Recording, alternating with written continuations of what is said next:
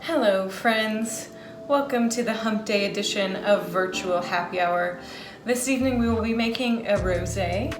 I am calling it the Herbe de Provence Rosé because I am using a lovely rosé from Provence and I'm going to be using fresh thyme. I encourage you to use whatever herbs you have on hand, whether that's basil, thyme, rosemary, lavender, kind of whatever you have. It's going to change the flavor, but I think it will still be delightful. If you don't have any fresh herbs, you could use a very small dash, probably 1/8 of a teaspoon or 1/4 teaspoon of dried herbs. If you have herbe de Provence, great, use that, but you will want to double strain the cocktail so that you don't get the little bits of the herbs into your finished drink. I'm going to be using some fresh blackberries, which I have here. You could use whatever berries you have on hand, and if you don't have rosé, you could use white wine.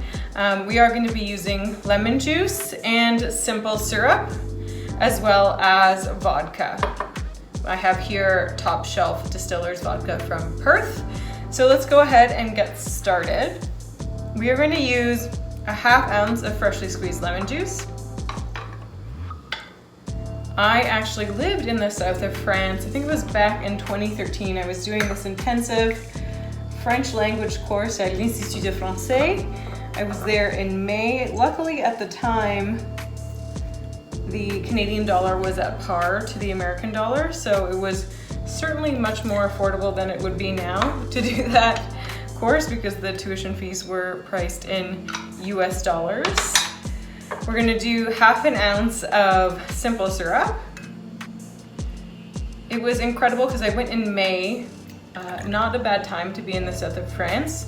The Cannes Film Festival is on then, the Monaco Grand Prix was on then, and where I was so close to Monaco that you could actually hear the cars racing past during the Grand Prix, which was really fun. I didn't get to go, I'm not in that snack bracket, and unfortunately I'm not yet married to Daniel Ricciardo, but I am working on it. So if you know him, highly doubt that anyone on here knows Daniel Ricciardo personally, but he's just so charming and funny, and he's the main reason I watched that Formula One show on Netflix. We are doing 3/4 of an ounce of vodka. I realized I put way too much in here, I was not paying attention. You were distracting me yet again.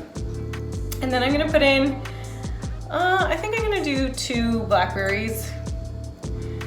If you have, and then we're just gonna give this a muddle. I'm actually gonna also add 2 whole sprigs of thyme. I'm not gonna remove the thyme leaves from the stem because again, I want to kind of prevent those from getting into the finished drink without having to go to the trouble of double straining. So again, we're just gonna kind of press and twist.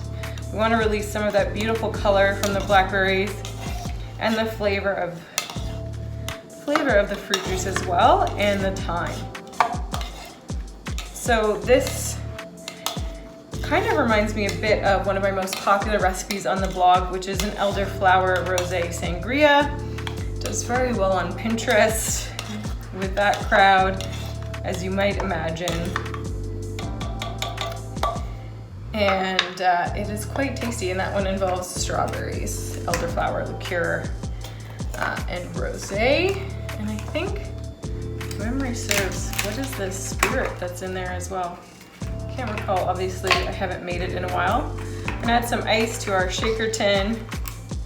But the best part of being in this French school was it was right on the harbor.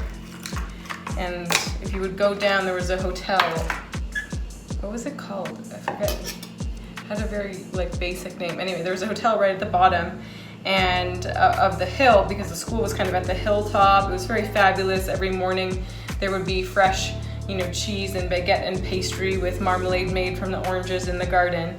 But I think it was called Hotel Welcome, I think. And it was at the bottom of the hill right on the water, and we would just go through, me and my classmates, so many bottles of this beautiful pale pink Provençal rosé. So we're gonna give this a shake.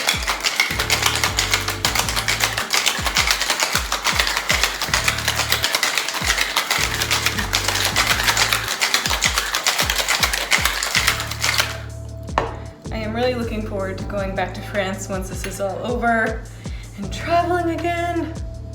I definitely miss it. So I'm putting a large Collins cube in here, and then we're gonna get this really lovely color in here. I'm gonna have to give it a shake because there is some pulpiness. You could double strain this if you wanted to. As you can see, I'm not being that particular today.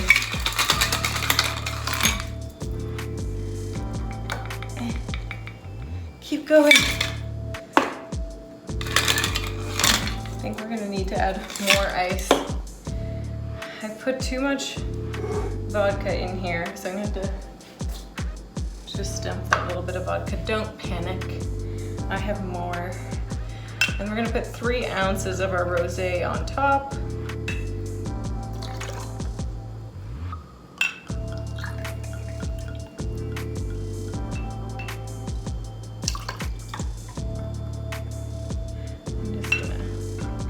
I'm just gonna keep going because we've got the room in the glass. And what to do? Should I add more ice?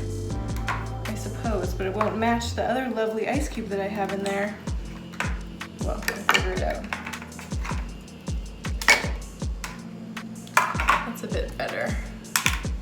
And you know what? I'm just gonna free pour a little bit more in here, just to top it off. And then we're gonna skewer a couple of raspberries onto this little gold saber that I have. And there we go. And now we have this lovely cooler. And I've remembered a straw for once. And I'm gonna give it actually a bit of a stir. Beautiful color on this. And there we go. It's like we're back in the south of France. All of us are in the south of France right now. Bon appetit. Santé. Oh yeah, that is just delicious. One of my favorites so far. Cheers guys, and I will see you tomorrow. Au revoir, à bientôt, à la prochaine. That's all I got. I didn't really take away much from that time in the south of France aside from a fancy accent and an affection for French rosé. So there you go. See you tomorrow.